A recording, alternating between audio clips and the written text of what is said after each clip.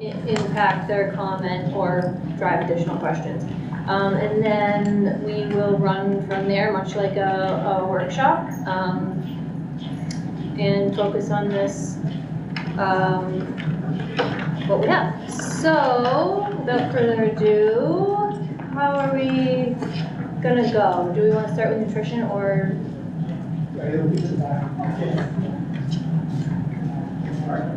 I mean, we certainly can, and we took the approach that we would start with the questions that you had asked and go through that document. We're not doing a presentation. Oh, there's not a presentation? No. Okay, we're just gonna go through, what we had. Okay. So for the benefit though of folks who might be watching from home or sitting in, could we do just like a little over 5-minute bird's eye view of what lunch is like in the cafeteria? In terms of, you know, how many, I know a lot of the information you've provided, but like, what the hours, how many kids are coming in, just as like a. So for the committee that doesn't know, this is Wendy Ordway. She's the supervisor of school nutrition. So, did you already introduce yourself? No. Oh, okay. I just want to make sure Thank everybody you. knew who you were. So I supervise all the schools' nutrition programs, and I've been in the high school. I used to manage that and working there for over 10 years before I went into this position, so I'm very familiar with the high school runs, and my office is there, so I see a lot firsthand of how it runs. There's about 600 students enrolled in the district, in the high school, and in between the two lunches, we serve about 300 meals, lunch meals, and about 200 breakfasts. Those are meals. We also have a la carte purchases that are made. We do about $350 a day in those types of purchases. Our cafeteria has designated breakfast and lunch times, but we are open pretty much all day from 7 to 1. Students and staff can come down at any time and make purchases.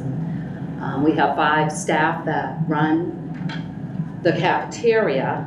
Right now we only have 4 positions filled, and that's been that way for quite a few years now. We occasionally have a sub that can fill in and help out. So that's made some changes in the program in the last few years that we, you know, have not liked too much. They have a full menu. We do prepare all our own foods. We do not bring in prepared foods. We do cook from scratch. We do some frozen foods and cook those up, and we have fresh fruits and vegetables every day, salads, sandwiches. There's quite a variety at the high school, so that's about that.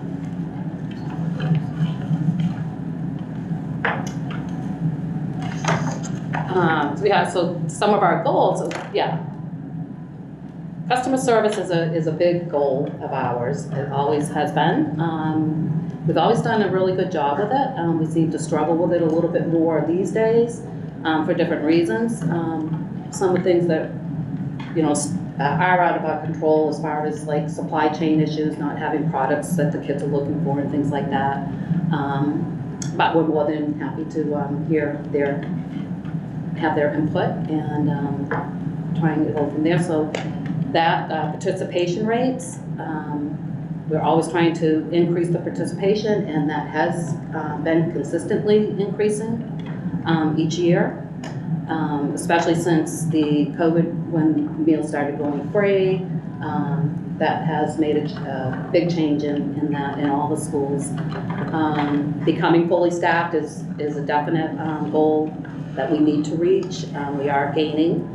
And then, of course, we want it to be a great experience for the students coming in. We don't want to just feed the kids every day. We want them to enjoy that time and the food, and, you know, have good feedback. And you know, we updated changes would make a big, you know, difference in that. The space that we have, yes, has been a challenge. We've always tried to manage it the best we could to provide all the different stations and have the layout that would, be designed to get kids in and out sooner, as quickly as possible. We work with a lot of old equipment. We have been able to manage with that. Some of it will need to be replaced because it just kind of stops working and they're so old that we can't get parts for them anymore. Future opportunities, always participation. We serve about 50%, nearly 50% of the kids for lunch and about a third for breakfast. And those are meals. There are kids who come in and don't purchase or don't get the meals. They'll purchase other items, a la carte items. So we do, would like to increase that.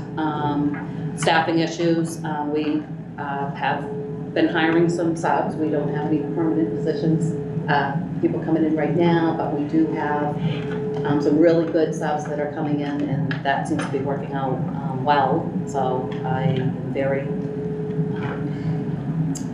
confident that that's going to make a difference. The atmosphere, like I said before, we really would like to make it a great experience and a place where the students want to come and relax, enjoy their meals. For those of us that haven't been in school in a long time,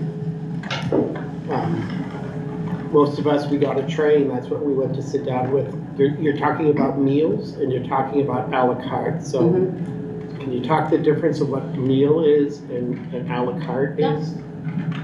So a meal is a complete meal. There are 5 food components that make up the meal.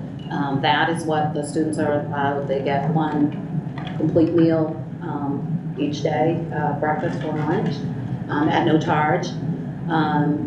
A la carte would be if they just wanted to purchase a beverage or a sandwich or a slice of pizza or an ice cream or a chip or something like that.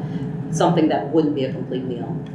So the complete meal is 5 food components. They have to take at least 3 of them. One of them has to be a fruit or a vegetable, and that's the minimum that they have to take. They can take all 5. And there are certain portion sizes that we have to meet. And how many kids do the meal option and how many kids do the a la carte option every day, would you say? We do about 300 students. 300 students take lunches, meals, and 200 for breakfast. It's about $350 a day in a la carte sales, which is, it's hard to say how many items that is. As far as like the number of transactions, they do nearly 700 transactions a day. So, there's 150 to 200 a la carte purchases there, at least. Yeah. It's not big dollars, but that's a significant number of additional ways to get food and kids go through your line. Yes. 700 transactions a day. And in the past, before the meals were at no charge, the a la carte purchases actually were higher, and the meal counts were way lower. So those have significantly increased at the high school just since then. And they have been consistently every year been increasing. The a la carte has been a little. Or some of them overlap. For example, like might someone come up with a full meal and an a la carte thing they want to add as they check out? Yes. And that would be technically is it like a transaction for the a la carte and like account for the? That would be one transaction, yes, unless of course they had closed it out and had to come back and say, oh, Sure. You forgot this, and then it would be 2 at that Okay, point. so when you say you're doing, just to make sure I have it right in my head, when you say you're doing maybe 200 meals at breakfast, 300 at lunch, and 700 a la carte transactions, that is literally on top.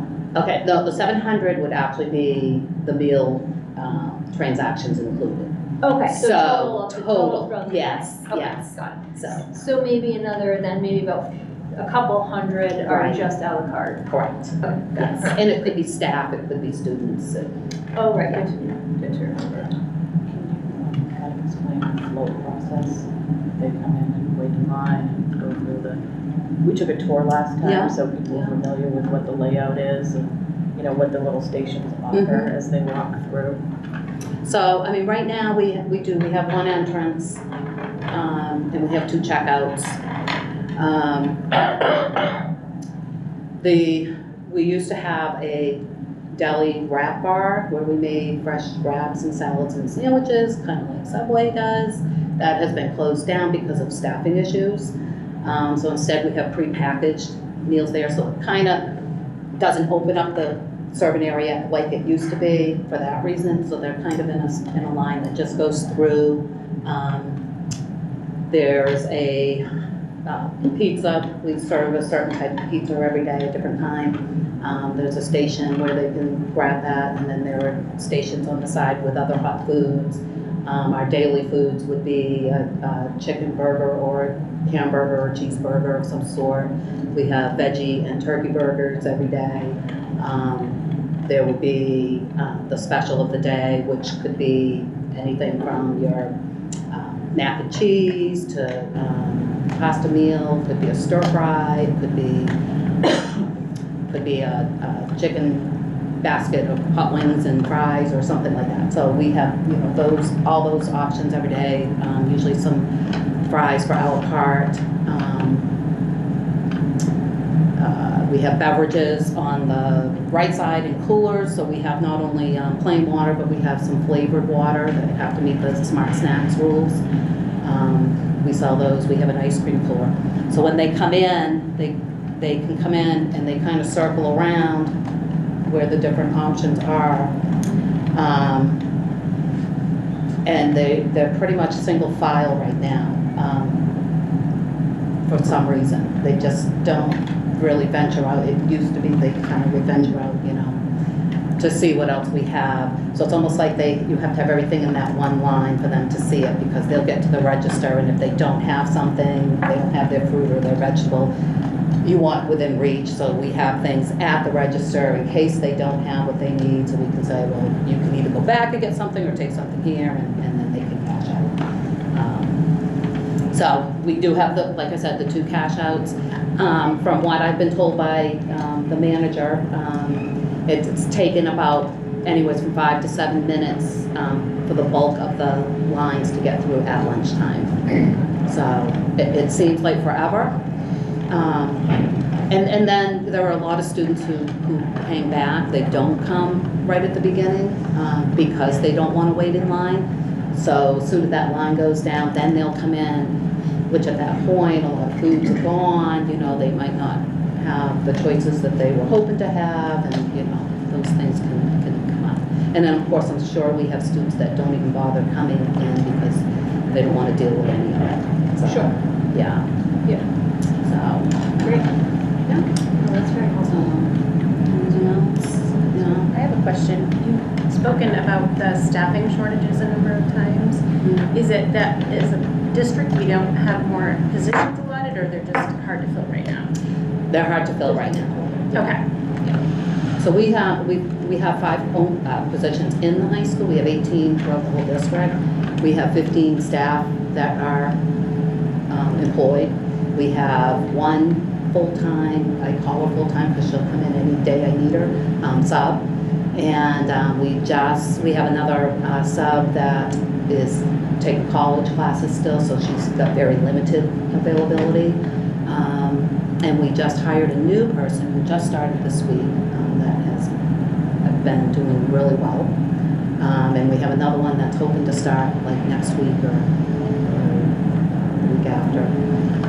So we continue to look for that. We're having a hard time though filling those last 3 positions, which the difference, I mean, they can do what they do now with the 4, but to open up all the, you know, the deli bar, and to have all the options, all the different salads that we used to make, the different specials, all of that, you know, it's hard to do with just the 4 and do it well.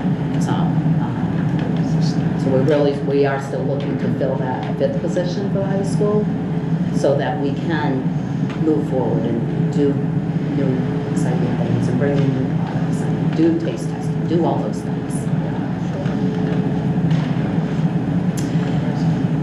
Okay, yeah, so she wants me to talk about the equipment. So the equipment, I was telling her, I've been here for 19 years, working mostly in the high school, and there have been very few new pieces of equipment put in there. The steamer is the newest, or the dishwasher, I'm not sure, because when I first started, we had a dishwasher. So, but we don't use trays at the high school. Everything is packaged, and they do carry everything out.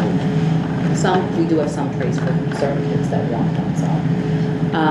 But the equipment is, you know, we maintain it well. We, you know, have it serviced every year. Like I said, there are certain pieces that are still working, but they're not working as they should. There are parts that need to be replaced, and we're being told now that it's so old they just can't find parts for it. So it's, you know, there are some things that we really have to look into replacing regardless of what we do here. But we do have a nice dishwashing room. The dishwasher's probably 10 years old, I want to say now. The deli bar, that's been here since I was here, so it's at least 20 years old. But we've had, that service, it still works. We have the old equipment that I'm talking about are the ones that we put the hot foods in to serve those, because it's a self-serve. The kids come through, everything's packaged, they take what they want. We don't serve it to them on, you know, tray or anything. Those, I have no idea how old they are. They couldn't put a, but they're non-existent. That company doesn't even exist anymore, so they do work, and you know, we are using them, but those would definitely need to be replaced. The ovens, I think those are around 20 years because I believe they were fairly new when I started working here. But we put a lot of work into fixing them up this year. We were told they were in great shape, you know, so we felt it was worth putting some money in rather than trying to replace them. So we have 3 ovens. One's a double stack and the other one's just a single. The steamer we have is a boilerless steamer, and that has been awesome. I used to use that all the time to do a lot of my cooking for the specials and stuff. That's still working really well. And we have our hot boxes, our warmers and stuff like that. We got a lot of new equipment like that during COVID from those funds. So we were able to upgrade and add to that, those type of things. We have the walk-in coolers, the walk-in cooler and freezer. Those have been there. The boxes, I mean, extremely old. But we did all new refrigeration over the last few years, 4 years. So that part is running really well, and the boxes are holding up. So that's still working. The space is, you know, it's adequate. We do have another freezer up back. It's a Regen that was bought used probably 12 years ago, I'd say. But that still works well. That gives us extra space. We have a Regen cooler as well that we use at our deli bar. That was probably purchased around that same time, and that has had work on it, but it's working well. The coolers that we use for the beverages are all supplied by national distributors. That's who we buy our product from, and they've been really good. They've given us the 3-door cooler as well as the single, and they don't mind that we put some of our food in there to sell. We used to have vending machines out in the cafeteria. Those went way back. They used to go really well. Then I think the location of them didn't work so well. We used it more for storage. So eventually we did get rid of those. What's that? Well, right, when the regulations Not soda changed. So, we used to have a snap machine in the lobby, and that just, the sales just went real flat with those. So we ended up getting rid of that. There are other vending type options. You can put meal vending options, so kids don't have to wait in line. They go to the vending machine and get their meal all made for them, and, but, those are just other. So, other than that, it's just serving. We have we used to have a big coffee station. That was a big seller before COVID. Once COVID came, everything kind of went away like that. And that's never returned. And students and staff both use that.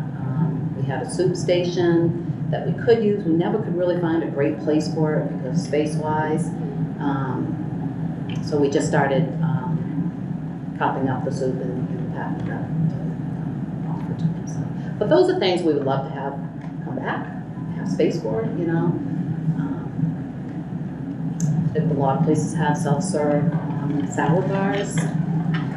I always like the idea of having maybe a toppings bar, so when they get their burger or a plain sandwich, they could add whatever toppings they wanted to it, or put whatever fruit veggies they wanted on the side of their.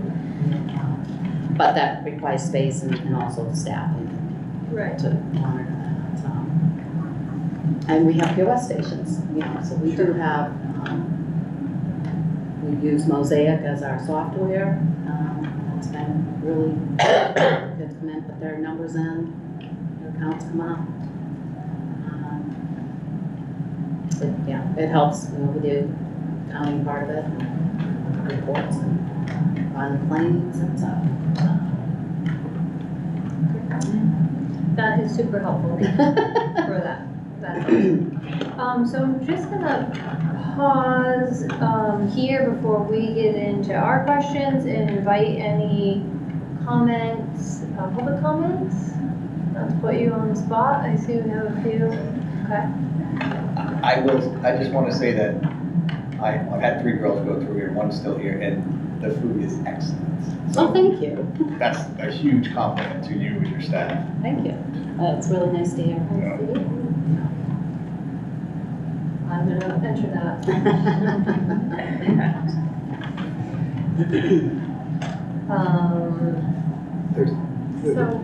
There's someone in the corner. Hi.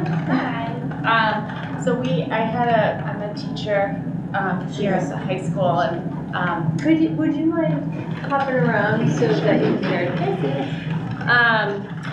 and I knew this was coming up, so I had a little discussion with some of my students today about what their thoughts on the cafeteria are and the food and what they thought that might be able to be improved.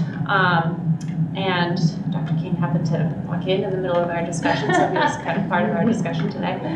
A lot of our students have had many conversations with Ms. Grealish and with Wendy came last year and talked to some of our students about what they would like to see, but I'm not sure kind of like what the scope of this particular, I mean, a lot of what I hear from students is just more options and more availability of food, like at the end of the shift. Some of the kids who don't get there in time feel like there's not enough options kind of at the end of the lunch period when everything has been taken, or and so that was a big thing just in terms of like space and infrastructure. Kids just wanted more seating and more areas to seating, and a lot of kids, like it's a big space and it can be pretty chaotic, and for a lot of kids that's really overwhelming. So more options for different kids to be able to sit in like quieter spaces, or just more seating options, I think was a big thing. More vegetarian options and fresh vegetables and things like that. I know there used to be the salad bar, and that was a staffing issue. And another thing that came up a lot last year, well, in particular, one student really wanted was one idea that I know that there's a lot of other barriers, but to have some kind of like maybe possibly like work study or something where students would be able to help out, to like aid in that staffing shortage, and but to also be able to get work experience and work in that environment, or maybe have some kind of student-run cafe where students could manage that, and there'd be kind of other options that were available in a different venue. So those are some of the issues or ideas that students came up with, and I just wanted to make sure that was communicated.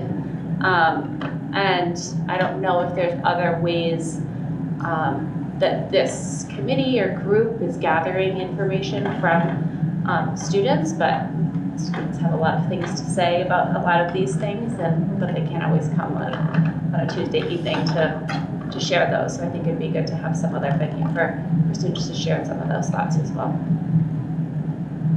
Yes, and that came up at our last meeting, too, I think is my idea, so, great.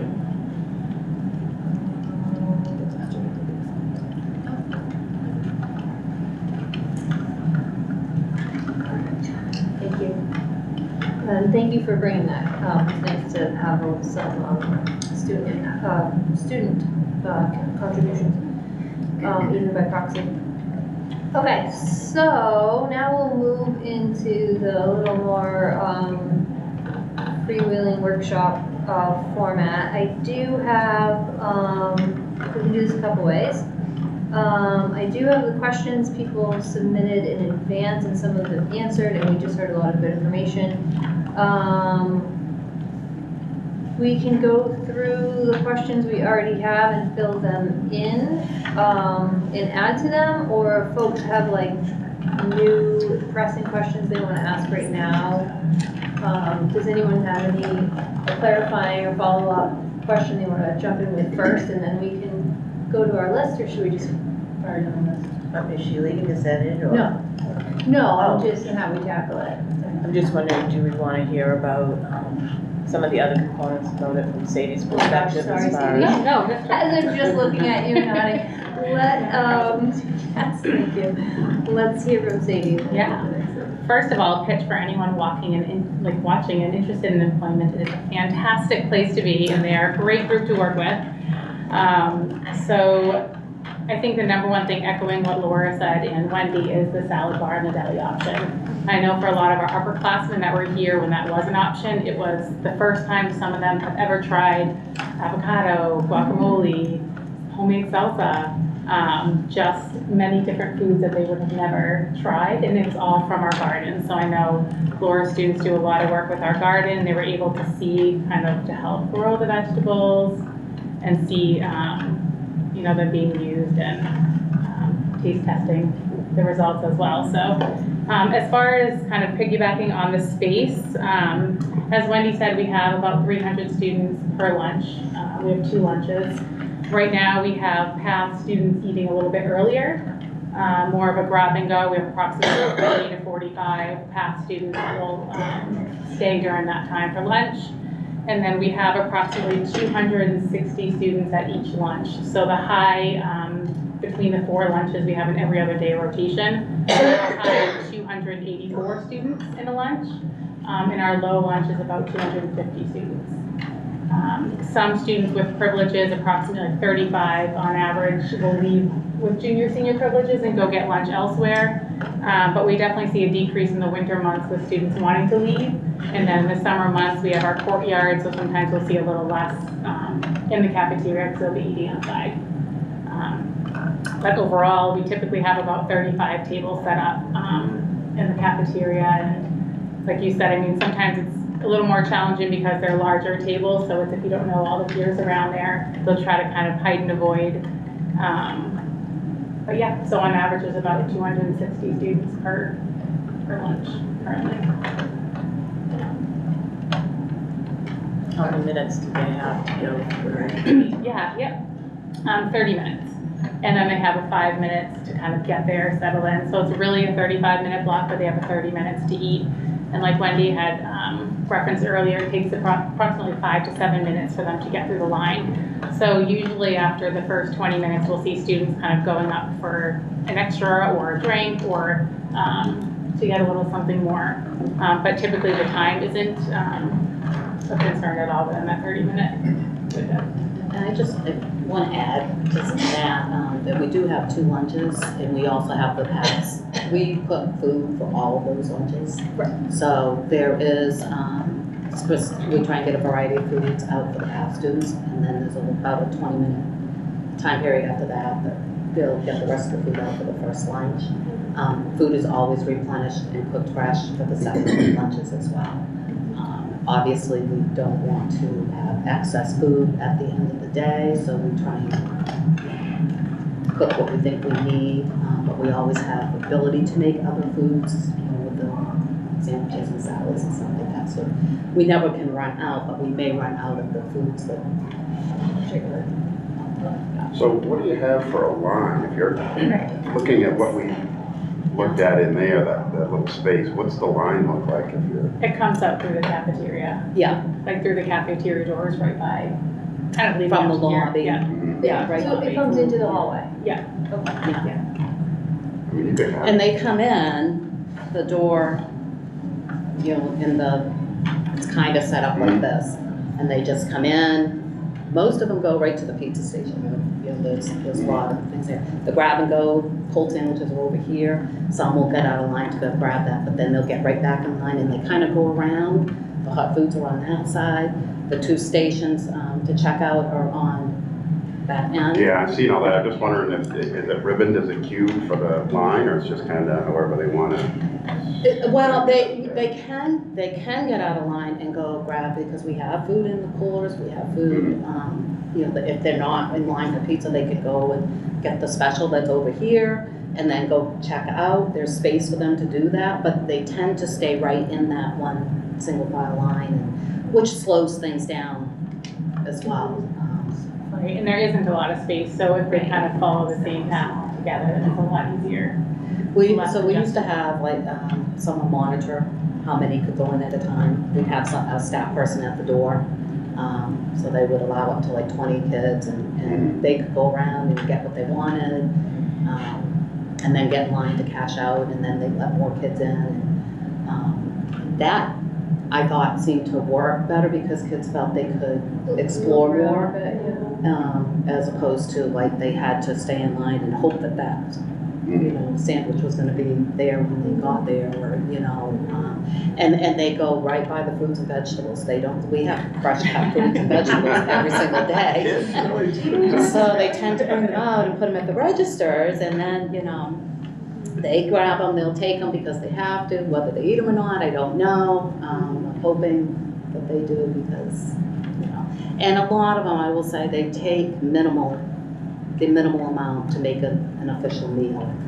I We think encourage that's the big them. difference from when we had so hopefully when we're fully staffed and we had the deli bar and more options, students they had large salads. But we and still have all sandwiches. that available. It's just prepackaged. Right, so they could Yeah. kind of pick exactly what they wanted in their salads. Right. So it's definitely meat. Right. We have dabbled a little bit in the pre-orders so that, we could accommodate that still without we're not out having that full bar open. But we just haven't really pushed it. But that would be an option, and then have a grab and go pickup station where it's ready for them. So they'd have that pre-made without having to wait in line, because that was another issue, is the line for that deli bar was always a long wait. Yeah. And discouraged some kids from going to it, so. Absolutely. So, yeah. And we'd have sometimes up to 3 people working on it, just trying to get kids through it. Yeah, no, and having the 2 lunches with the time in between, we originally at one point had tried to fit a lunch in between for study hall. To say, so that way it wasn't interrupting instructional time, but it was any students in a study hall would have a lunch in between, and then it really did not give them time to prep and have that. And it wasn't so much that, because that's been tried several times, and for one reason or another, it was always reverted back to the 2 lunches. And I think a lot of it had to do with the fact one of the lunches was so small, it became smaller and smaller, it seemed, because of scheduling changes or something. Because I managed it back then before you. Before you were there, we tried it several times, but it never seemed to work for a lot of reasons, yeah. First, I just want to appreciate, I'm hearing just so many things that you're considering and thinking about when you said customer service in the beginning for supporting the kids in the district and offerings and options, and also that there's some of the same from when I was in high school in the late 80s, early 90s.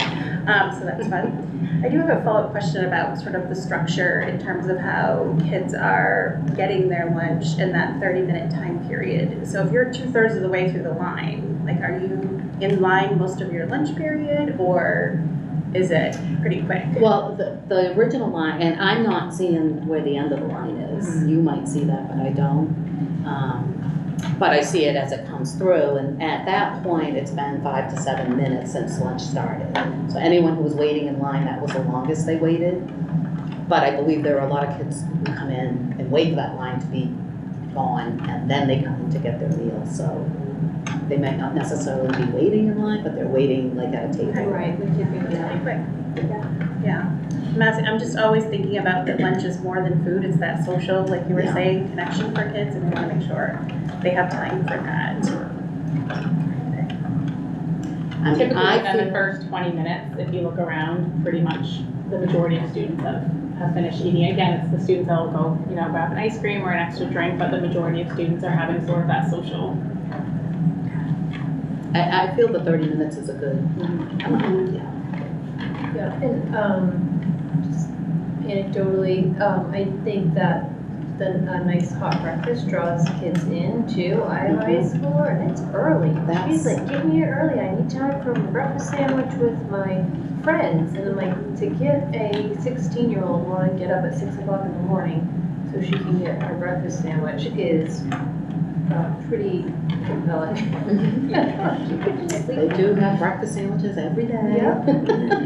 And they do try and put other hot options out for breakfast, other than just the warmed up muffins and things like that. So especially like the month of March, it's National Nutrition Month, so we try and do a lot of new offerings at that time, trying new products. We used to do a lot of taste testing in that month, just to really promote some new items for the kids to try. In the past few years too, rather than just having the before school and then the 10-15 minute break, we've pretty much left breakfast open until 10 a.m. for the Yes. most part. So students in between classes, so if they don't want to kind of try to fit in that 10-minute break, but they really want to get breakfast, they can after first block or in between any of the break time. So We're set up to offer breakfast until 10 o'clock, and we're open all the time. That's how we've set up. We work right, in the serving area, right outside of it. So, yeah, so we offer breakfast up until 10, and then again, the same thing for lunches until 1 o'clock. We'll accommodate that. How's the waste situation? Do you find a lot of waste, less waste at the high school than you do at the other schools as far as the full meal or what people? Well, I think at the younger schools, which I'm sure you know, they do tend to get more on their trays. We do offer versus serve at all our schools. We try and make it, so offer versus serve means they can refuse one of they don't have to take all 5 food components to complete their meal. They can refuse 2 of them, because they have to take at least 3. One of them has to be a fruit or a vegetable, so we don't, we do it to save, food waste, but also food costs. So if they're taking something, I don't know how many times I've had kids come through with their apple, and they walk by and they throw it right in the trash right behind me, and you hear it, thump, thump, thump. Fresh fruit, cut up, packaged up, and, they would go right in the trash. They only take it because they have to. So then we start putting other things up there, like shelf-stable things, like the raisins and the raisins, and, stuff that keep up there all the time, and if they really didn't want it, you know, at least it wasn't, we didn't put a lot of work into prepping it, you know, the cost of it was less, you know, and then we started, you know, like with a basket, Okay, like there's a basket yeah. that kids are encouraged to put things in, Yeah. and then someone else can come grab an apple. And anyone, if it's discarded, so once they go through the line, if they don't want an item, and it's supposed to be a fruit or a vegetable, it's not supposed to be, you know, milks and sandwiches and, you know, stuff like that, so, but a fruit or vegetable, they can put it in there, and anyone else is welcome to take it, and not only students, but staff as well, because it used to be, we weren't able to reuse those in the food service program, but recently they have allowed us to, anything that's still safe, so that's why we have it in the cafeteria, anything that hasn't left it. Especially, you know, the prepackaged things, like the whole fruit that we can rewash that hasn't been, you know, Right, mangled. You know, we can reuse those, but we offer it to, you know, the students all day. They can take as much as they want out of that. At the end of the day, we offer it. And then, you know, there are like the craisins and the raisins, you know, we can reuse those in our protein. And so as far as, you know, that type of waste, I don't know what happens after they go into the cafeteria. I hear there are pieces of fruit and veggies and stuff they find around in the cafeteria when they're cleaning up and, you know. Sure. But just want to draw us to not put too much on the hot seat of how many kids are wasting apples, but in terms of the well, okay, what are the needs at the facility? You know, so of all the stuff you're telling us in the goals and what you're seeing with kids, so how are we, I know the project we're working on has the cafeteria tied up with the performing arts space. So it's not as simple as saying, well, this cafeteria space is too small or whatever, because it's not necessarily a standalone thing. But in terms of the kitchen space and the eating space and the flow, all the things you guys are sharing, before we get into our questions, what are you missing? What is like, this is just too hard and this or some version of this would make it better? Like, what is the need? So for me, it would be mostly the serving area. Okay. So that we can set it up so that it just works and flows so much better, that we can have so many more offerings that are just visible to the students when they come in, that they can see it and they can, you know, I kind of think of it as more of a college type setting, where they have kind of more stations. We won't be able to do something, you know, quite like that, but we can do something similar. And we kind of have that before in the past. So more space though, so that you can have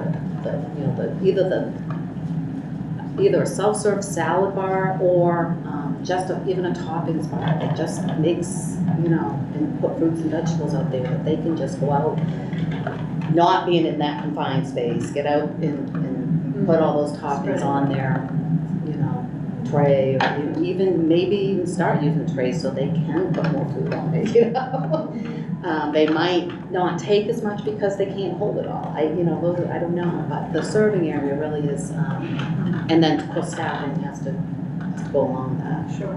Yeah, that's for me, and I know the No, I would cafeteria agree. seating is huge. Yeah, no, I would agree. I would definitely see a need for, I mean, obviously ideally 300 students, but at least a minimum of 275 to be able to seat in 2 lunches.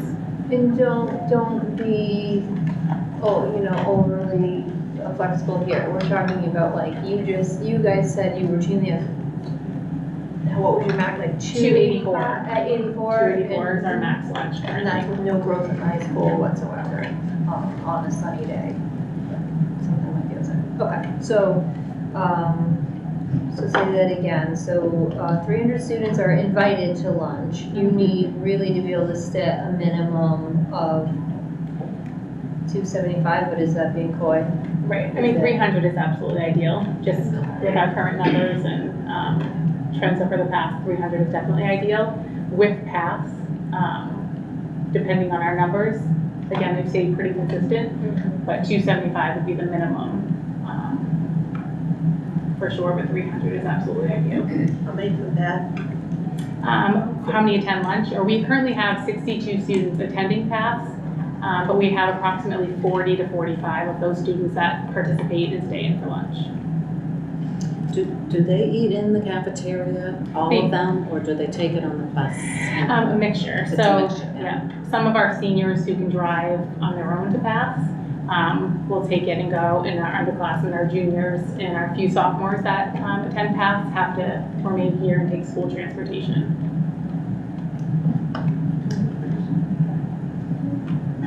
I just want to make sure that we're all set on that number, because I know that we've been talking about this in the board meetings, but I know that our trends are possibly going up. So what I want to make sure is 300 a good number? I mean, in 5, 6, 7 years from now, is that still going to be a good number? I mean, I know that we can't predict the future, but if we're going to do this, we need to make sure that we accommodate for proper. So Right. do we need to boost that to 325, or I don't. Yep, and I think it depends on how it's set up. I think if there's a 300, and I know I've sent a few images from surrounding schools on how they sort of have extended seating.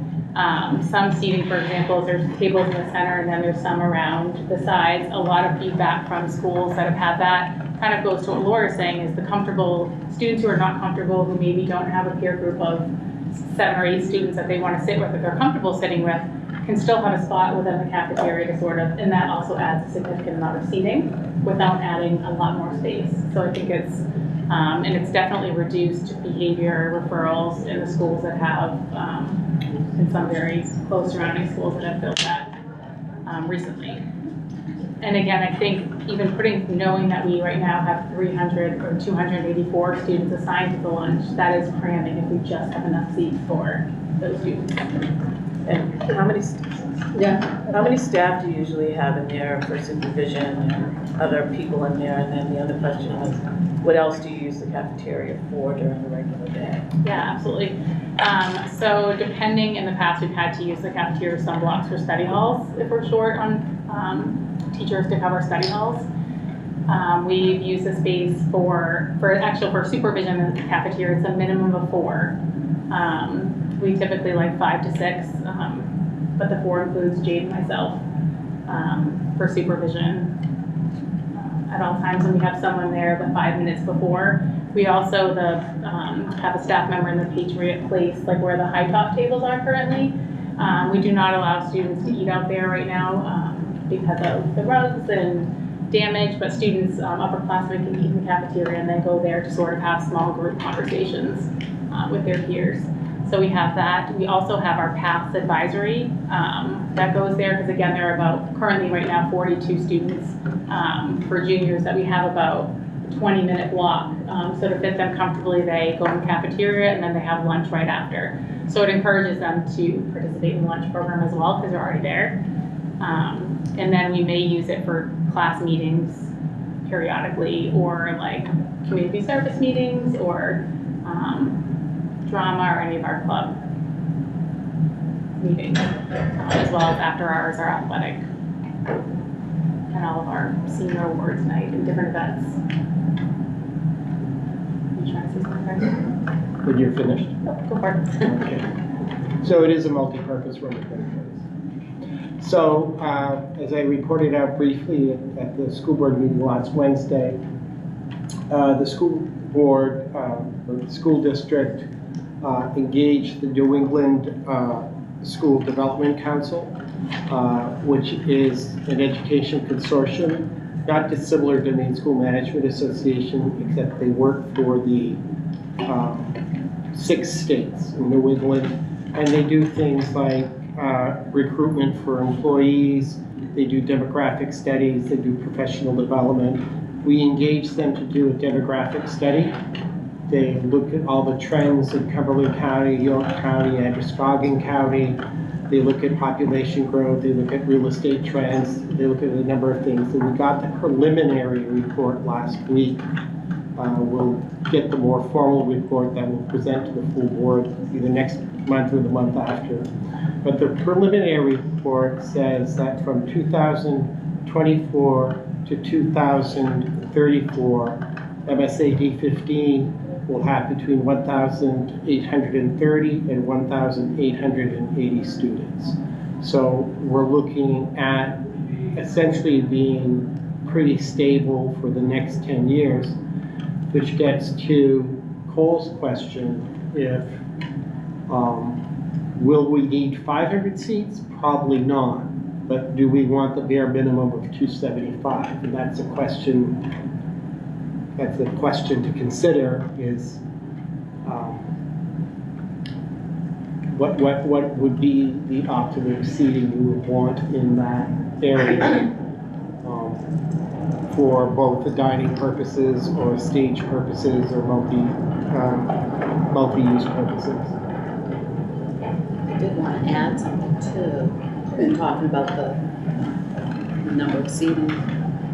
If you put in a brand new cafeteria and it's done really well, typically it increases participation. You have more students who want to come and hang out there, experience, that experience.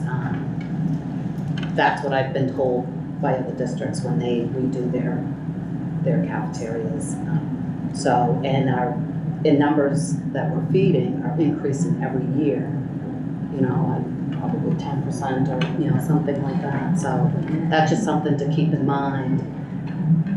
And as from an administrator perspective, if it's a crunch to try to fit, we're going to see more kids with behavior. Correct. Just because again they're uncomfortable, there's no space, everyone's sort of on top of each other. So from that perspective, more space would definitely be appreciated. So that actually kind of raises a question I'm gonna ask. So when we're talking about layouts, things like that, try to get the students through the lines faster, things of that nature. Wendy, if that's the case, if we do give a different layout of the way that it is now, is that gonna require more staffing? Like, do you think that are you gonna have to have, is there 1 point of sale or 2 points of sale right now? There are 2, yeah, and I have the potential of a 3rd one that I plan to implement. That's when the staffing issues went. Okay. I had no one to man it, so I have I don't know if you saw it out in the cafeteria, but I have a nice portable kiosk type station that was going to be set up actually in the lobby or somewhere in the cafeteria. That could be a easy, quick grab and go station. It would be a 3rd checkout station. So that was kind of something in the works that had to be put on the back burner because we didn't have staff enough to do that. And would you consider that the bottleneck in the line is checkout? If you had to name a bottleneck. It's a combination. I think it's really, it's just the space. You go in and things just aren't visible where to find things. And like I said, they're afraid to get out of that. And everyone stops at a different spot, so I think it's hard to tell exactly where it is because one's stopping here and it's holding up the line, but then the next one will stop at a different Even though spot. things are pretty much in the same places every time. I mean, they all know where the pizza is. I mean, they just, but the other things, I'm never sure exactly because those are things that change that are on the far side. So it's, I think if things were spread out more where they could actually see it, they could get there, they're not being pushed from behind by someone who's trying to get by them or, stuff like that would make a difference. So, I have a few things. First of all, how many of these are free lunches and breakfasts? Is any of those free? 300 free lunch, 200 free breakfast. 300 free lunch?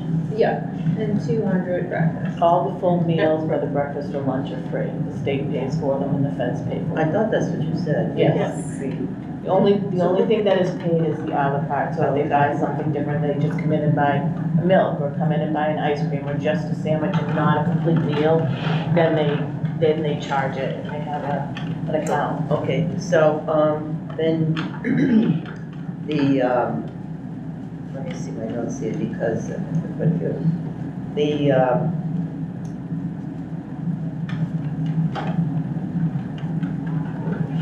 have you ever thought about having 3 lunch periods? Yes. Because you have the paths, and then you can add some kids from each one and put them in, right? Right, and we spoke to So, that. so it wouldn't be as simple as that part, due to instructional time. So each student in the classroom is in a different class, so with our block schedule, we currently have 5 blocks throughout the day. So all of our lunch blocks are within our 3rd block, just so kids are in the same class. Because kids kind of, when the bell rings, they'll all go to different classrooms throughout. So we have that window. We did try a 3rd lunch with just study hall students, so that way it's not in the middle of an instructional class, taking a pause for lunch, because that'd be very disruptive. And that was not, it gave 5 minutes between lunches to kind of cook food again and prep for the next lunch, and so it really wasn't very successful. And I think given longer time to work, if we could make it work that way on our end, I think at the time, the numbers were, so many kids were coming to that first lunch. Yeah. And just consuming so much more than we were anticipating. And, you know, the numbers would just grow. And I know the numbers grow when students are getting kind of that fresh meal as well, like it's just cooked. They do a great job of getting everything within, I think it's a 45-minute window, less than that by the time they exit the cafeteria and you start again. But everyone's getting kind of that hot, fresh meal by having that. Have you ever thought about putting a menu outside? As the students are coming in, they can look at the menu and you have prepared, so when they come in, it's not a decision then, it's already been made. It's always out, the Yeah. menu's always out. I So thought I had what one. would be the hold up then?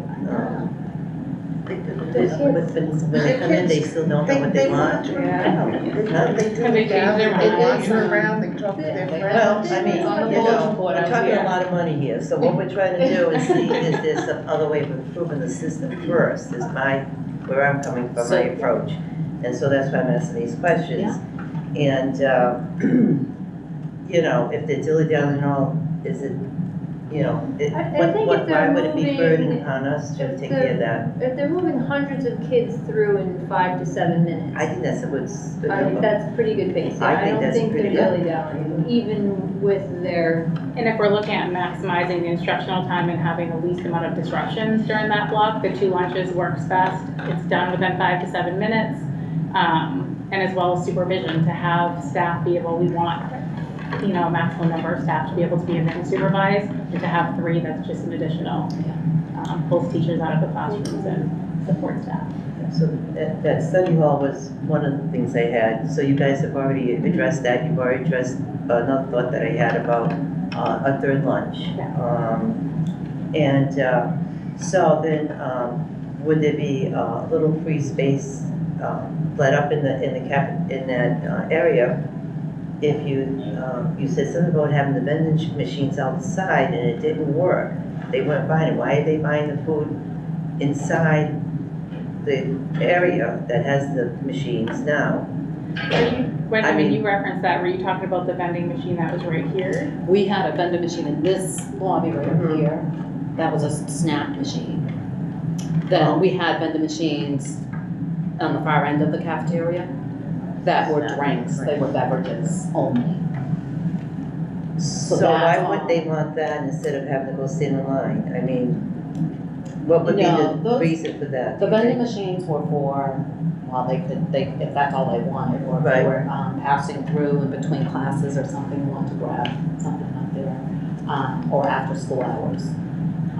it wasn't like real lunch. Yeah, It wasn't they like- have that capability, you can buy machines that will do Put it in that. a automat, What's that? put it in a whole automat and go retro, and the kids will love that. Just open the doors and take it. Anything new, they will get Yeah, excited they about will for get a it. while. Look at it. Oh, sorry, Karina, But, yeah. more on your.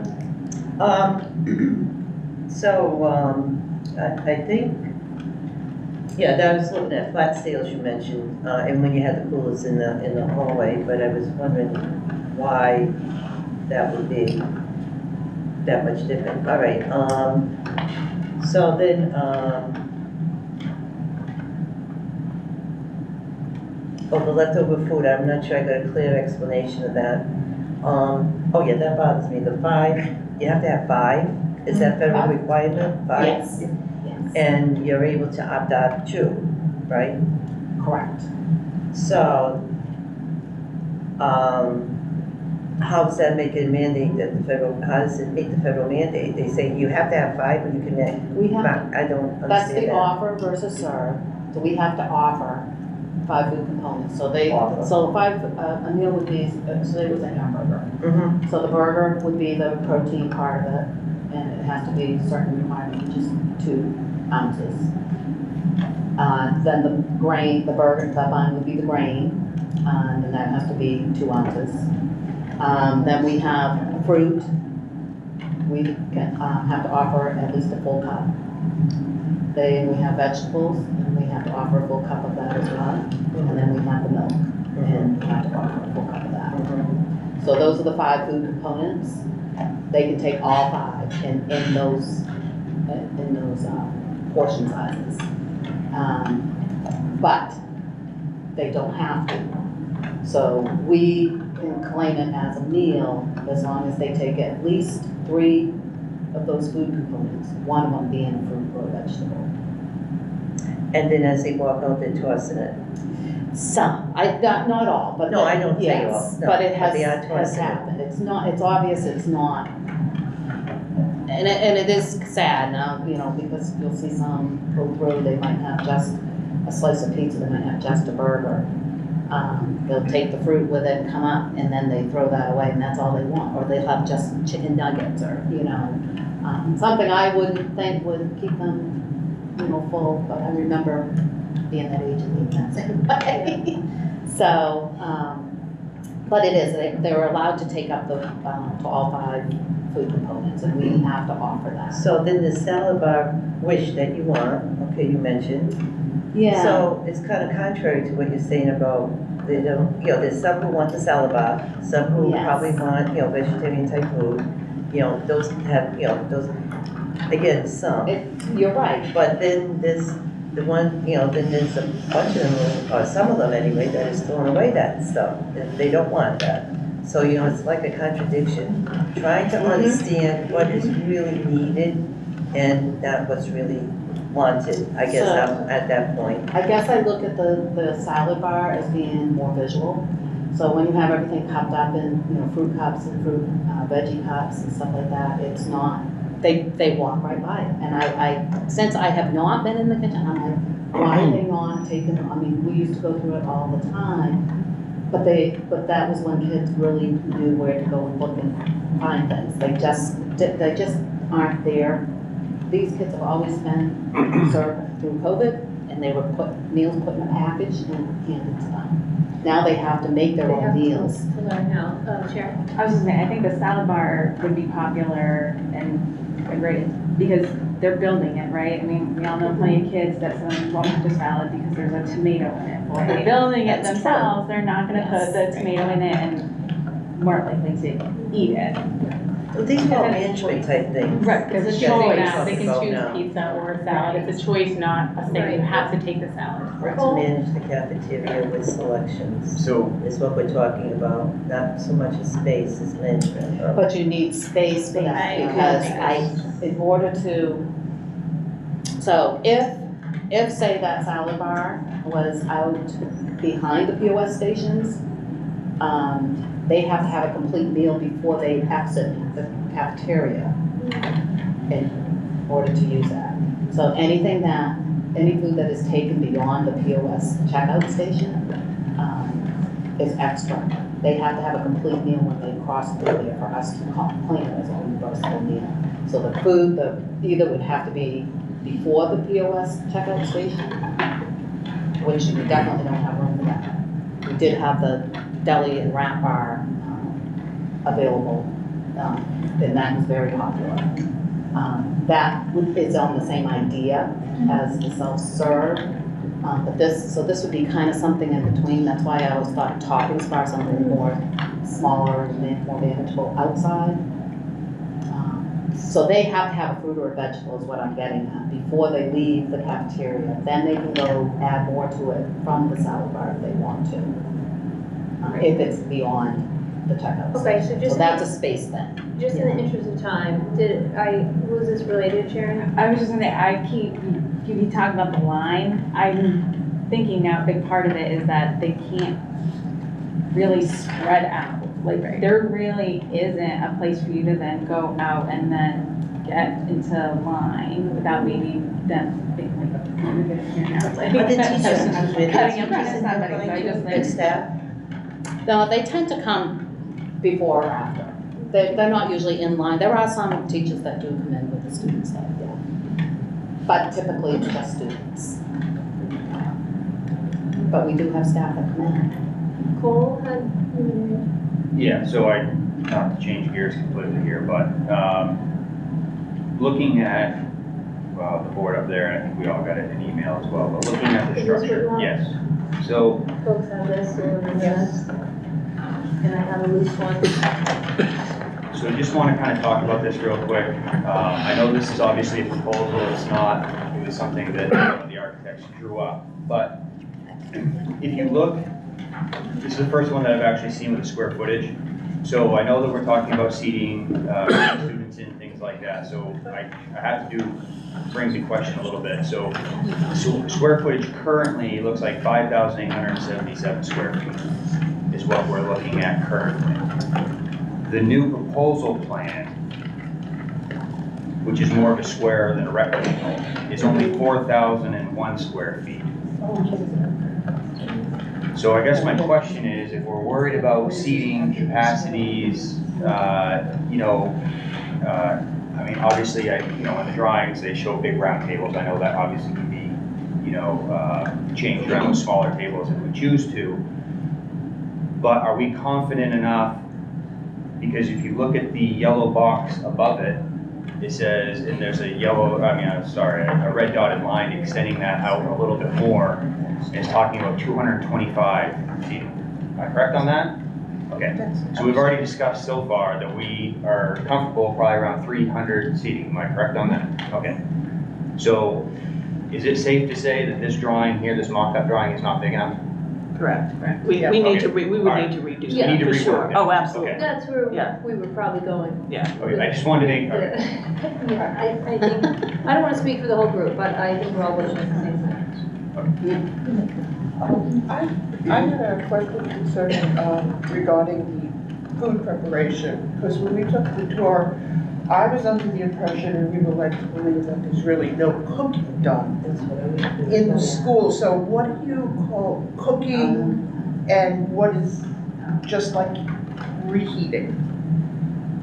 No, so we prep, everything that is served in there is prepared in that kitchen. When you say prepared, So, yes, so we have, if we have the burgers, we have to cook the patties, warm the rolls, package it, put them together, put them in a package, and.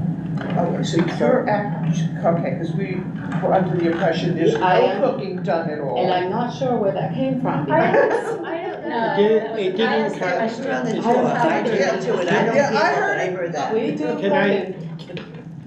Yes. Dr. King. So I did respond, but that term got translated into cooking from scratch, and I never used the term cooking from scratch. When you say cooking from scratch, I have images of the Waltons with the rolling pin making yeast rolls every We do morning, that. and No. there, No. there is not a lot of that. And so, There has. maybe some terminology, cooking from scratch, I saw that appear 2 or 3 times, how much cooking from scratch is. So to me, cooking from scratch is your most basic ingredients and a lot of preparation to come out with a produced product. And so, Well, like they had shepherd's pie yesterday. yeah. So we do buy the potato that's prepared, it's real potato frozen in bags, we heat that up. We use ground burger from USDA, it's raw burger, we have to cook that. And then we of course have the canned corn, that's heated up. everything's then assembled. You know, that's the type of scratch cooking that we'll do, okay? So we don't buy a pan of shepherd's pie and serve it up. We prepare all the ingredients, we heat them, cook them if we need to, and then put them together. The same with our mac and cheese, the same with chicken broccoli Alfredo. Okay, so you are cooking? Yes, Okay. absolutely, we have a, yeah, we do. Because I'm then curious as to, in a lot of, I think in one of the expenses, there's mention of only updated equipment for serving purposes only. Nothing mentioning food preparation. Now, is that a concrete decision? You don't need any updated food preparation, cooking equipment? Well, between now and when that happens, I mean, is there, I mean, It all has to be, yeah, I mean, it all, it yes. should be accounted for, listed Yes. that, you know, these are possibilities that. so we have equipment right now that Right. we use. We have adequate ovens to use, we have a steamer, we have, we did get rid of our griddle, but we have a cast iron one that we put on our stovetop and. Right, but I'm Two sure it's sandwiches. not adequate enough for 600 meals. That's the point I'm getting to. If it, is it adequate enough to cook 600 Oh, we meals could. daily? If in Not a 600 timely- in a timely meals, manner, including though. yeast rolls, Yeah, made from scratch, you know, that type of scratch cooking now. no, Maybe asked a different way, I feel like, Rephrase it. the feel that you're getting at here is, if we're gonna go to all this trouble, do we have numbers in here for the equipment that you need? And is that something we need to get? I mean. yeah, to support, So can I do a quick Please. explanation of, so school nutrition is like a quasi-enterprise fund, meaning that it is self-sustaining. So there is the only portion in our local budget is $30,000. And some years we've had nothing in our local budget. With COVID and the cost of things going up and insurances and things like that, we have had to support school nutrition for some years. But many, many years it's been self-sustaining. So the more participation, the more income's coming in, the more staffing we can hire. There's a formula that we use to be able to staff it. They pay for their own equipment replacements whenever they can. Sometimes we will support, if it's a big project, it will be under our capital, the local budget, but in many cases, they do all their own repairs. They support all their own repairs. So when we talk about doing a whole new wholesale change of the cafeteria and serving area and want to have additional participation, we would want to make sure that it is sized appropriately to start with, because there would be no startup money coming from, there's no balance. You know, we pretty much come out whole at the end is the goal. We don't have an extra reserve account. We have to cover outstanding balances that parents walk away from and don't pay for their children. There's a lot of that. So when we talk about making sure that this is complete, we need to make sure it's complete.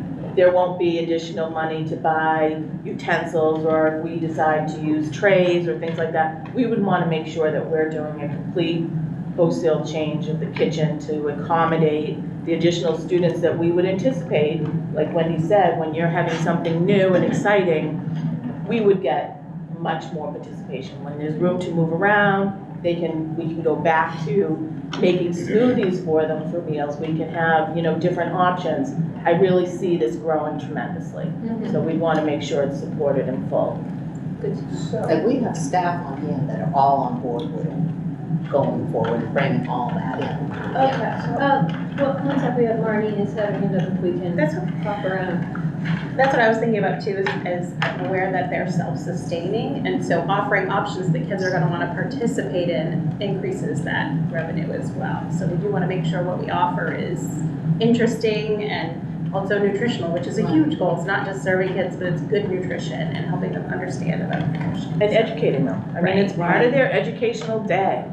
What we're offering, why there are 5 components that they have to take. Because, those are lifelong learnings of what is a good meal and what comprises of that. I mean, there's a whole educational component of them walking through the cafeteria and eating. go ahead. Well, I was gonna piggyback on what you were saying, you know, if I were remodeling my kitchen and putting in new cabinets and new flooring and new electricity, I wouldn't leave a 20-year-old dishwasher, you know, we Right, would but wanna that's- make sure Right, well, that, makes sense, Yeah, right? that whatever we do would include, does the 20-year-old oven need to be Right, but updated? there was no mention of anything. And that would along need to those be lines. done. I think what's key though is, as you as end users of this kitchen and the food preparation and serving area, need to really convey all that to the architects and the people that are drawing up these plans to make sure they're gonna give you adequate square footage. You know, they're coming along and putting out a nice little document with colors, but is it really adequate for your means? And they have to understand that whoever's doing the business analysis in the interview process has to make sure that you want to seat 300 people up to at one given time, they've got to take that into consideration, because looking at this is less area than what you currently have. And we Okay. kind of stopped the process, so we really never got to the point of vetting this to make sure that it was gonna accommodate all the needs that we had. So Right. that's kind of where it stopped, like, this is the first design, could it go in this space? And, you know, you look at it quickly going, well, I don't think it can, because they're saying 225 is max, so it absolutely needs a refresh and, you know, all of our eyes on that to make sure that we're gonna meet the needs, for sure. When are you going to be meeting with them to? We will after this After this. process. Yeah. So the idea with our team is to say, before we dust something off and go back to, and start over, let's get stakeholders, let's get good people with good questions, because now we're gonna be able to give them these 5 pages of notes and say, try again. Right. But instead of doing that and coming, you know what I mean, like, we're actually trying, I think, to save some time by kicking this around now, then we're gonna send it right to them. And then I wanted to come back to it. Make them earn that money. So, just as a time check, we have a little over a half an hour left, and we've taken in a lot of information and, asked some good questions. I'd love, to go around the table and there's some ideas or questions from everybody, in terms of what are you thinking after listening to this for an hour and a half? What do you know as a staff member or from thinking about this? You know, how we ended our last meeting with, like, what are your big questions? What are your big priorities? I'd love to check in with everybody on what their, reaction to this is, or what fresh questions they have. Dr. King, I'm not gonna start with you. So, Emily. I get it back. Yeah, I mean, I don't have a ton to contribute, so from my perspective, I guess my biggest focus and the thing that hit me the most as I was sitting here is what I observed because I'm on duty in the lunch room. We've kept this quiet all this time. Every other day, and it's pretty great. And so, pretty amazing. Sure, it's pretty good. It's a pretty big part of it. And so I think the piece that hits me the most is having that option for students with different personalities to enjoy their lunch experience. And right now, it is sort of a big room with big social tables. And I see the kids who are like sitting in the corner like this, trying to get against the wall with headphones, like trying to eat and not be overwhelmed by the zoo that is around them. It's not trying to call it a zoo, but we have some wild personalities in there and they really will take over the space, and we do our best to keep it sane. But I mean, there are some big, they're finished eating and all of a sudden they're up and they're at their, and those students that are more introverted or have some sensory things or whatever have a hard time. And so it would be lovely to see a setup where they do have that option to sit more like bar seating, you know what I mean, or have a nook that's quiet or things, whatever would be the option. But I think that when I hear about the space and stuff, I just think that, and I sat in on a really interesting, not to take too much time, but it was actually a study that someone had done their doctorate on, and she went into the schools and and did all this, spent all this time talking with students and talking about like their anxieties, and they talked about, and they kind of had the kids map out like the places in the school they felt most comfortable, the times of day they felt most comfortable, and the highest anxieties were hall and lunch. So I just think that's kind of like, it was a really interesting thing, and I thought, yeah, and you know, we don't see that in our classroom. We have our classroom time, but then you see, and you can physically see some of these kids like suffering through lunch, and then you see some kids having a ball. So I mean, there's all that, but it'd be nice to have a space that emotionally takes all that into consideration. That's a lot of time. Sorry, thank you. That is no time at all. Any big questions that you, I mean, I know you're pretty comfortable with the space being in it every day, but. All right. So I think, as I think about this process, and I've looked at that space many times, I kind of go back to what Wendy said. My vision would be something like a college type of atmosphere where it's an open space that they can go into, select from, move about, then kind of just flow into the cafeteria area and choose seating. Obviously not on quite the same scale as a college because they're dealing with a whole, often many more kids. But I kind of envision that type of setting, that type of flow, a welcoming space like that, that they want to get to. I really feel like, as has been said many times, the more inviting it is, the more participation you'll have. And I just feel like an open, welcome space like a college-type cafeteria would serve them very well.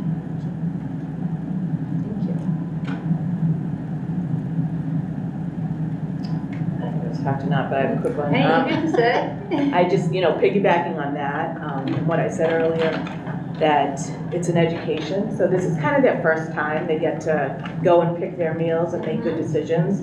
So how do we make sure that we give them the opportunity to do that? And I think by having those choices and the space to do it and not have to stay in that single line, but actually exploring and us being able to offer those things, this is a great opportunity to add that educational component. Make sure the kids start healthy and make good choices, so. And I appreciate all the interesting conversations, so thank you for that. Okay. Fran? Just one quick question. All the service area equipment, is that 75,000? That's on here? I don't think that this budget was really reasonable for anything at this point. I would say that you shouldn't even look at it at this point, that the whole thing has to be redone, that the project was stopped. Yeah, it's not relevant at this point, unfortunately.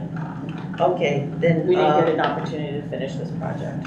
Okay, so we're kind of like just speaking in generalities of wishes, I think, at this point. One of the comments that really cemented my opinion is the excitement of new stuff that would draw them in, and I think the word was new excitement. It'd be new exciting, all this new stuff, right? It would bring more people in, but just like anything else that'll wear off. It's a pretty big investment in asking the taxpayers to look at for excitement. The lines, I think, are fine. That we've all made agree that the time going through the lines is not excessive. If the kids dilly-dally and all that, that's their situation. They have to learn. That's what you're there to, is to teach children as well. I think some management type changes could happen, minor, that might make a little difference. And maybe some equipment can be moved around in different locations that might help a little bit too. The design is what I'm looking at, but I'm not an architect or anything like that, so I'll be interested to see what they come back with the information that we give these designers. At this point, that's where I'm at. I think that there's not really that much here for us to be you know, my opinion is not that much here to be looking to spend a lot of money on. That's where I'm at, based on what's been said. I think the key, from what I see, is going to be actually conveying all your needs to the firm that's developing the floor plans and making sure they understand, instead of just one serving line, you might want 2 going through the food service area with 2 to 3 registers at the end, so they can come through and you can have more offering on one side or duplicates, so people don't have to, the kids don't have to worry, well, what's there? I want to go there. You know, so conveying that to whoever's developing the plan and making sure you have ample square footage, you know, and including what you're going to need for food preparation, not just the serving and the cleanup, but food prep, because that's the key. They'll look at it and say, you want 2 serving lines, you want these hot, these cold, cold, hot, and placement. They'll come up with a nice floor plan layout for you in square footage for your little yellow area, and you'll know you'll have throughput of kids. They'll be going in, they'll come in one door, they'll have maybe 2 doors or 3 doors to get at, so that'll help expedite getting the kids out of the selection area faster. And then they'll look at the number of kids that you want to serve, and seat 300 at a time. They'll expand on that area, but they need to know that because they're going to develop the floor plan. And as long as they know what your wishes are, what your list of needs are, then we can start like putting a price tag on these things. But until that's ironed out, I mean, it's a good start, but it's a start, and that's going to be the key of the whole layout and how we're going to facilitate getting people moving through this process quickly. They'll get their lunch, 2 serving lines, maybe even a 3rd, 3 registers, they're out, they're quick. You can stay with the 2 lunch sessions, you don't have to go to a 3rd because you do serve from 7 to 10 is breakfast. I'm sure lunch must start at 10. Brunch, 10, you know. So there is plenty of, there's plenty of time. It's just really to get the entire floor plan set up where it's going to it's going to be as efficient as possible and give you as much as possible. And then when we see that, we start putting a price tag on everything.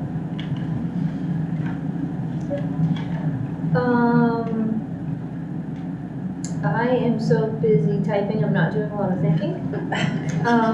But I definitely feel excited about the idea of tackling this with a lot of really good information and good questions. And I want to impress my thanks for you for coming, in that the question here isn't, are you guys doing a great job? I think everyone feels like you are doing a great job, but what do you need in order to serve the customer service focus? That's important to me. I think that's a good lens to look at this from, particularly learning that this is actually a self-sustaining financial piece within the school. So, you know.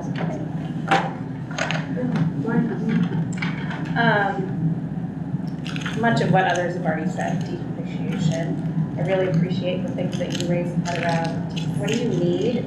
We heard a lot of your needs, but an opportunity for you all to dig in about those needs away from this initial work. As I agree, where you are self-sustaining, it's what do you need and what do you anticipate you might need a year or 2 so that you're not in a financial pickle. That would be helpful. And I know last time we talked as a group about doing like the QR code and surveying kids. I really appreciated hearing from you all and the teacher who came. I feel like they are the consumers of this product. And it was great to hear their voices, but I wonder about whether we still want to do that. I'll hold up this part, but get a little more information from them. And it also strikes me as a great opportunity to perhaps, regardless of this process, do a little education in the district about the program and how it is self-sustaining and brought up some of the ways that it is an educational component for the kids. So I think that's important and that we continue that work.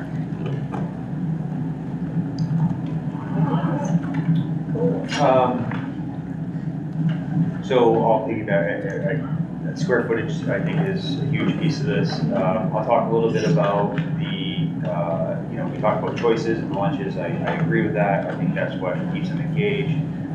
The second thing I'll mention is the cafeteria sizing. We need to make sure that's adequate enough, obviously, to hold the number of students, not only currently, but possibly in the near future. The second piece to that is the configuration of that. Obviously, we heard concerns about how kids or students, they might not want to sit at large tables, things like that. So that's going to have to be a considerating factor. And to kind of follow that up, what we haven't heard here tonight, which I'm aware of, and obviously staff here is aware of, but maybe not everybody is, but the configuration currently, how we have that cafetorium currently with tables set up, but the time and energy and different things of that nature that goes into that space to convert it to an auditorium, if that's what we even want to call it. But I think that's a huge piece that we haven't touched on here tonight. I know like the day custodian that's here spends a lot of time, Ray, in converting that to and from and clean up, and it's a lot of it's a big commitment, especially when we have other entities coming in after school or on weekends and things like that. It's just so I'll leave it at that. Yeah, that's really great, thank you. I do have a couple of questions for you guys in a minute, but I want to thank the district for giving me Dan for an hour and a half today. Dan, the maintenance facility guy, we went from the boiler room to the HVAC unit over the cafeteria, behind the scenes of the cafeteria, looked at dumpsters, we pulled out fire codes, all that fun stuff, so that was fun. I'm out, our over and above committee member, everybody. No, I used to do this for a living before, a long time ago, so it was fun for me.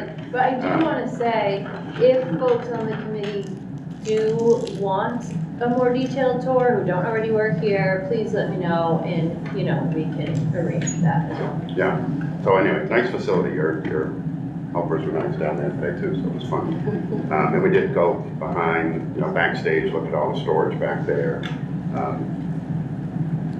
I like the overall proposal, but my question for you guys is, all the other places you visited, are mezzanines an option for seating? Looking at the square footage concerns that he has, which I have too, is, like this, mezzanines, is that an option, or is that a no-no? Kind of in schools.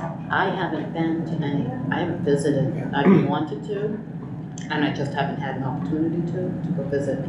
Not something that exists, but could we have a plan that involved 2 tiers of seating? The architects had an option like that. About like a lower balcony? Yeah. Yeah, okay, so if that's an option, we kind of looked at how we could tie it into the building and everything today, and we can't do it. The way it is right now, and you get the seating that we need. But the architects did have that as an option in some of their sketches and designs. That could be, that is something that many schools do have, the mezzanine area to basically get, more bang for your buck in the existing space. Yeah. Okay, good. But you would have to install an elevator, right? Or handicap? I don't know. Oh, Yeah. I don't know. Well, there's already an elevator to the second floor. You have it, right? Yeah. And we looked at how to tie that in today too. So how we can make that work, but that's good to know that that's an Ask a option. question on that? Is that just seating? Just in seating. that upper area? Yeah. Okay, that's it, thank you. Oh, yeah. that was fun. Now I feel so unprepared. I guess I'm just sort of curious about, and just sort of wondering, like, realistically, the square footage and what also is, I was kind of curious about the schools in the district, like, what is their kind of setup? What are they finding success in? know, do they have similar sized kitchens, but maybe they're able to move the line faster? I was just kind of curious about either common struggles or where someone's really having a lot of success. And we're gonna talk about that too. I mean, I don't know the answer, but it's on my list of things to find out. And I'm part of the Cumberland County Administrators Group, and as principals, we meet once a month and we go from school to school. And so some of the pictures even that I sent, or like if there's a really cool idea or setup, sometimes it's really neat to get feedback from the administrator and also take pictures of those areas, so that would be interesting.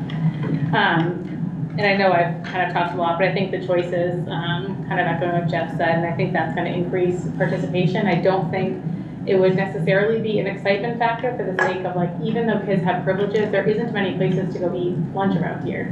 I mean, they'll go to Hannaford or to be able to go and come back. So I think it would, if there's a constant different selection and not having, like we said, just different choices, and they can choose healthy or choose not. So I think that would be great. And then space is my big, just to make sure that we have enough seating and adequate space in the design. Very interesting idea too. Dr. King, you get to say. Is it cash? They pay in cash? They can use cash. Okay. No, I just want to thank everyone for participating in their thoughts, and it is a semi-permanent change that we're talking about. And in the totality, you have the performing arts area, the seating area, and the kitchen area. And so essentially you have a certain footprint that you're trying to get those three things worked in. And so the capacity issues, the number of seats, the number of seats for dining, the the square footage that you need to make the cafeteria itself more functional. You're focusing on the right questions, and so. And I just am so thrilled you hung in with us, a public commenter. I feel like do you have any, you've been listening to all this, any pressing, burning questions you feel like, boy, they are just missing it? There's a lot. I thought this was gonna be a little bit different. I'm here more for the money. Yeah, I don't think we're there yet. I get that now. Yeah, we're not close, but I know there's a starting point. This is where it was. But it's just, I guess if I could steer the committee, so to speak, there's a lot of talk and everybody wants their own piece. God bless you. Everyone wants, we need this, we need that, but we gotta remember, this is a school. This isn't to teach, how maybe someone, they have to be able to be in public spaces. And maybe there are people that feel that they don't like the big spaces, but it's kind of life. It's part of, you learn and you hit it head on, and that's how you learn to get over it. So if we start with everybody's wish list, I'm afraid the price tag is going to be insane. So. What do I do? Someone else. Do I turn it on? Yeah.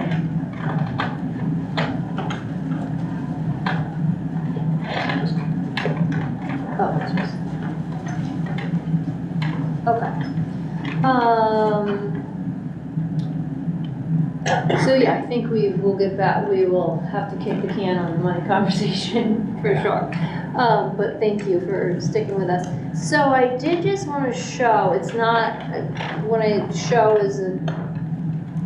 there's not much to show, but I have started, I know we have had a lot of good questions tonight that are around what's out there, what is not necessarily the latest and greatest, but what is the expected model to serve this thing, right? Like, what do kitchens and cafeterias in schools look like now? We're not gonna part of the premise of starting this committee is that the board has already voted and agreed that this work needs to be done and where to move it forward. But what does that look like is the question. So what if we do make this investment, and this school was originally built back in 1960 something, and we go invest and get our community on board and invest in a new cafeteria and a new facility, what should that look like? What's working elsewhere? What are our local schools doing? What are other districts doing? So I am planning on working on this as we go. And this is, you know, something we can, it's not a secret, but I don't have a lot in it yet. But I did want to say, just because we have a couple extra minutes, I can make this even bigger there, right? Yes. Oh, I'm really showing my limits.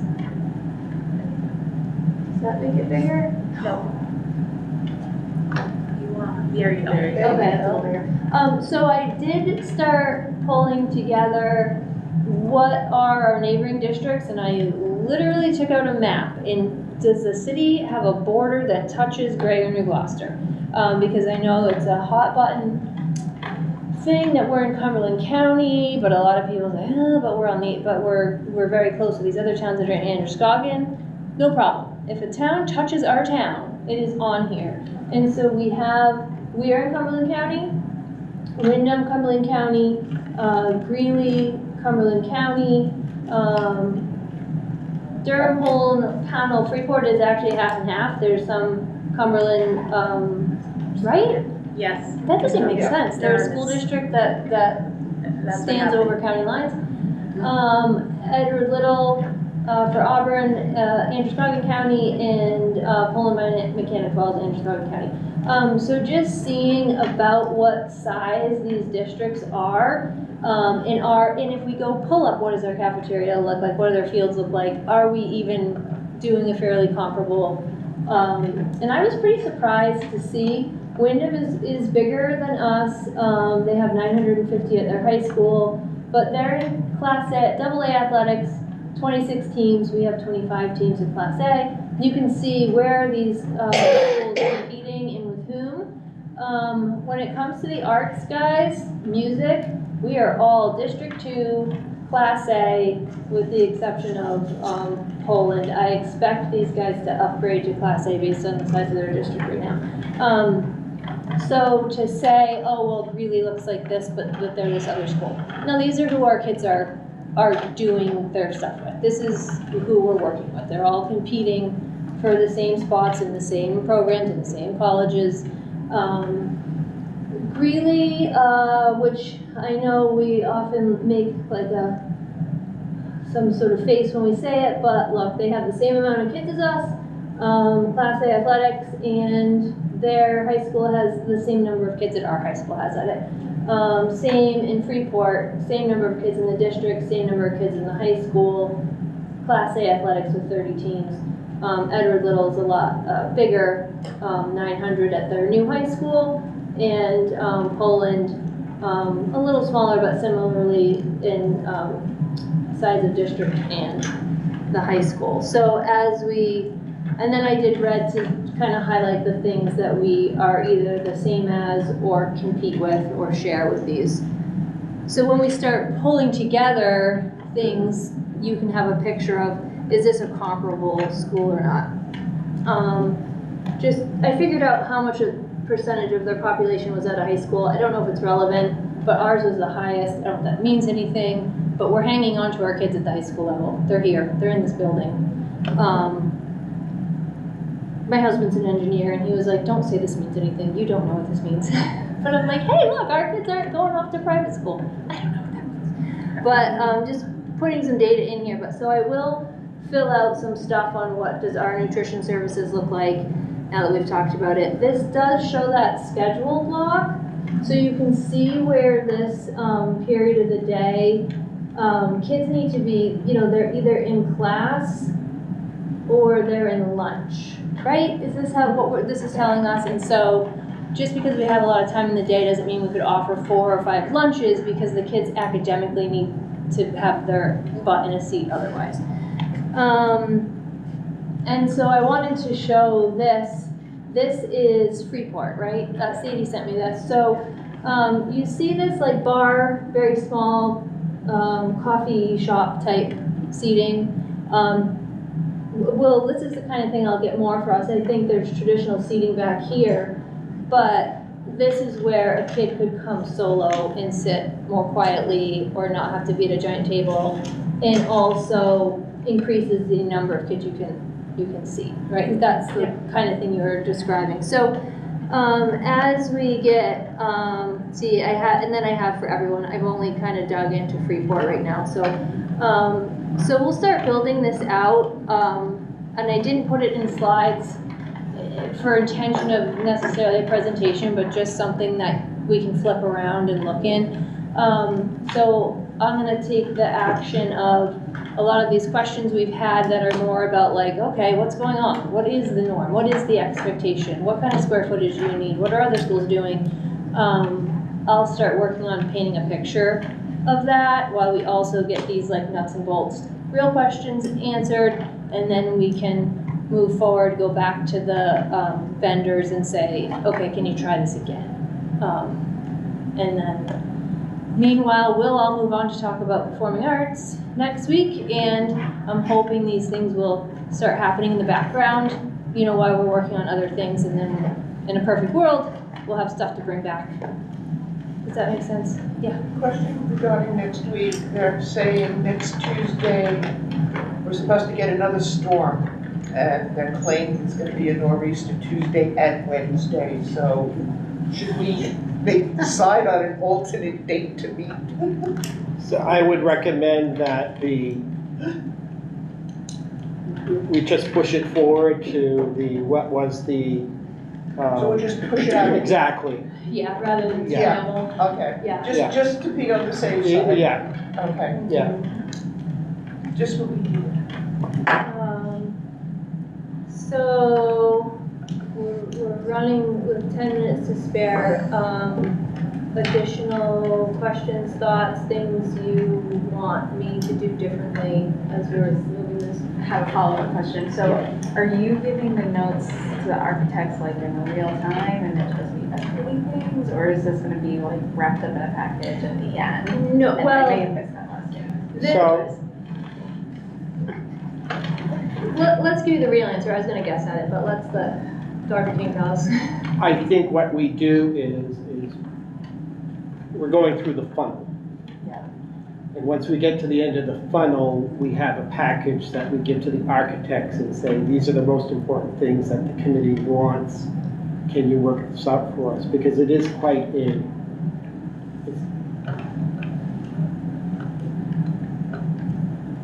they'll work us through the funnel at X number of dollars. So I think we need to define more closely answer as many questions as we want, and then we go to the architect and say, you know, the committee has given this project a second set of eyes and a second go round, and here's what we're looking for.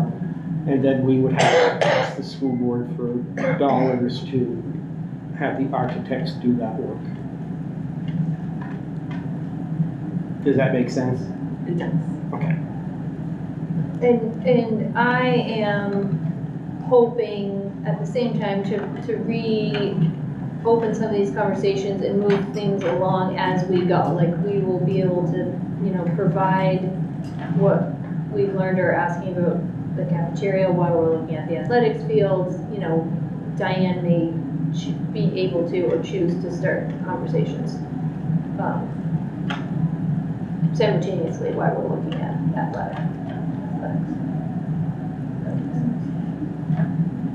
I can't do it. Sorry.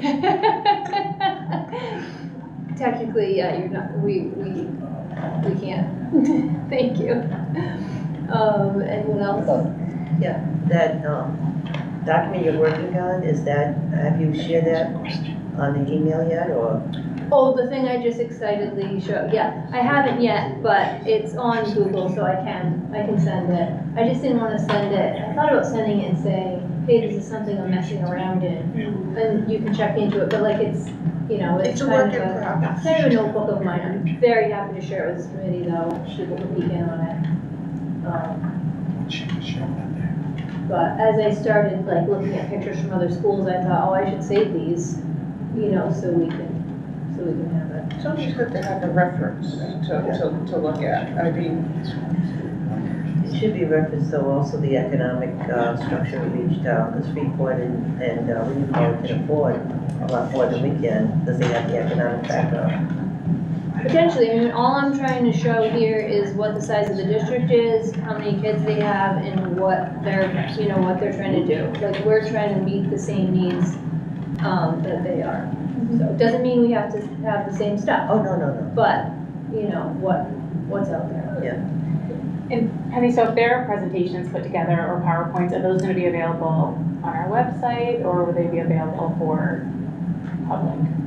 Yes, I Once mean, they're finalized, I know it was in draft form. if we create something at the end that we, as a committee, put our stamp on, are excited about, we feel is useful, you know, absolutely. Because I guess I'm also thinking ahead to the point of trying to do things as we go, because we talked a lot too about communication and being transparent with the community, so if we end up putting together information that we found useful, I'm trying to keep it in a usable way so that we can push it out and say, you know, this is what we came up with. So if I'm a citizen, Yeah. and, you know, we have the meeting we had tonight, that's recorded and broadcast, and you put some material up on the screen, and we have the papers that for drawings, there will be a place that a member of the public could go and click and see those materials. Yes. a public repository. Yeah. In process right now, because you can see, you know, you all have the questions, a lot of us are logged into them, I'm typing on the fly, I want to make sure that they're finished and accurate, and I'm not just putting, you know, Penny's notes on the end. But as we get things that are verified, all of this should be out there. This is, you know, we encourage folks to come, it's not a secret, we're not going to be successful, you know, if it is. I want people to be excited about this. So for the next meeting, Yeah. is this stuff still good, or should we not pay attention to this either? Well, we're doing the the theater space next. So it's the same. We don't have much. It's the same drawing. It's pretty much the same drawings and the same budget and everything Yeah. that's out there now. So but- we're gonna do the same thing next week, though. We'll go with questions. We could submit them to you if we have any. Yep, I'll send out an email and say, okay, that was fun. Let's talk about performing arts. And then next week we're gonna have some speakers doing double duty, because one of them will be Miss Flynn here, who is on our committee, and also we'll get a chance to speak if you want. I know I did that to our last week. Where do you want Speaking. Or Eric, our drama coach, or maybe it's Sadie again, but there'll be some presentation around like what's the usage, what's the experience, and then we'll ask So questions. should we be preparing something? Let's talk. Great. Okay.